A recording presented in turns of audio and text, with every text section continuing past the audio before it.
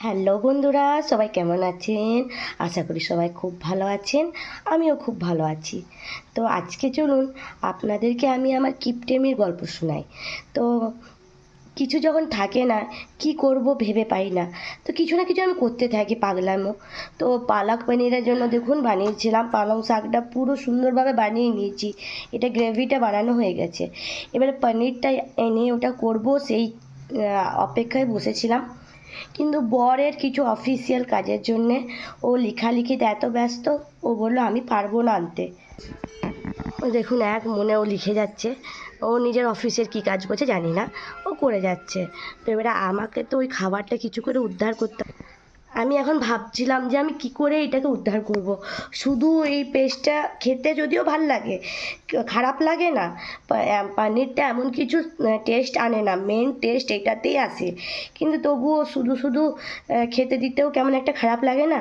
তো কি করব বুঝতে না পেরে আমি দেখুন 2-3টে ডিমকে ভালো করে ফেটিয়ে আর সিদ্ধ করতে দিয়ে দিয়েছিলাম। দিয়ে দেখুন ডিমটা সিদ্ধ হয়ে গেছে। চলুন তারপর এটা আপনাদেরকে দেখাই। দেখুন আমার নিজেরই হাসি পাচ্ছে এই জিনিসটা বানাতে, কিন্তু কি করব, রাত্রিবেলায় খাবার তো খেতে হবে। তো এ দেখুন অনেকটা পনিরের মতনই সফট হয়ে গেছে, ফাঁপা ফাঁপা হয়ে গেছে। দেখুন পনিরের মতনই অনেকটা হয়ে গেছে। এখন কমসে কম কাজ তো চালিয়ে নিই। তো এইটা দিয়ে আজকে রাতের খাবারটা খাবো।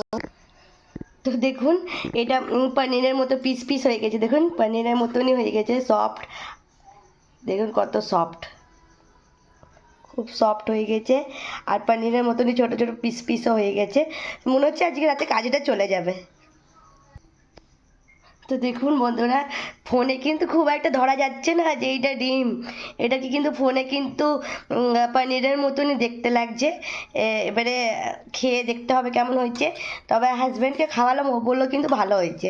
তো আপনারাও যদি ঘরে পনির না থাকে এটা একবার অবশ্যই ট্রাই করতে পারেন, খেতে কিন্তু খারাপ লাগবে না। টাটা বন্ধুরা।